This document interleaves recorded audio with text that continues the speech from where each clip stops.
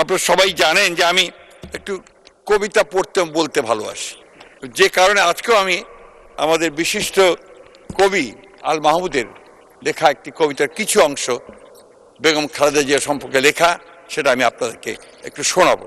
কারণ আমার কাছে মনে হয়েছে এটা একটা অসাধারণ কবিতা, যা দেশনেত্রী সম্পর্কে সবচেয়ে ভালো কথা বলেছে। তোমার মুখের দিকে চেয়ে আছে বাংলার ভোরের আকাশ, এদেশের গুল্মলতা ছুতে চায় পল্লবিত আঁচল তোমার। যেন এক প্রতিশ্রুতি হেঁটে যায় আমাদের কণ্টকিত কালের ভেতর, লাঞ্ছিতের আহ্বানে যেন মাটি জন্ম দিল এক শস্যগন্ধি মাটিরই কন্যাকে।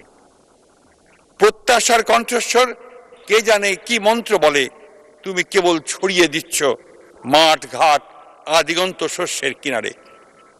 আমরাও সাক্ষ্য দেব, হ্যাঁ আমরা একতা দেখেছি মা তাকে এক অনিশ্চয়ই সাঁধারে দাঁড়িয়ে আলোর ডাঁড়ার মতো মেলে দিয়ে ব্যাঘ্র দুই বাহু 11 কোটির মাঝে নেমেছিল বিদ্যুৎ বিভায়। কখনো ভুলো না যেন তোমার ঘুমটায় আছে মানুষের আশার বারুদ। ভুলো না তোমার বাক্য প্রতীক্ষিত নিঃশ্বাস জাতির অবিচল পিঙ্গলাক্ষী হে মাতৃকা, মানুষের আশাকে জাগাও। তিনি জাগিয়ে তুলেছিলেন সেই আশা।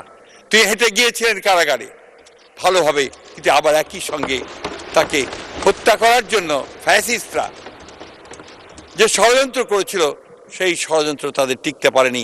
শেষ পর্যন্ত ছাত্র জনতার অভ্যুত্থানের মধ্য দিয়ে তিনি মুক্ত হয়েছিলেন, এবং সেদিনই তিনি জাতির সামনে তার সেই বিখ্যাত উক্তি তিনি করেছিলেন, সেই সমঝোতার কথা, যে প্রতিশোধ নয়, প্রতিহিংসা নয়, আসুন আমরা একটা ভালোবাসার দেশ গড়ে তুলি, কল্যাণের দেশ গড়ে তুলি, মানুষকে ভালোবাসার মধ্য দিয়ে আমরা নির্মাণ করি আমাদের নতুন বাংলাদেশ।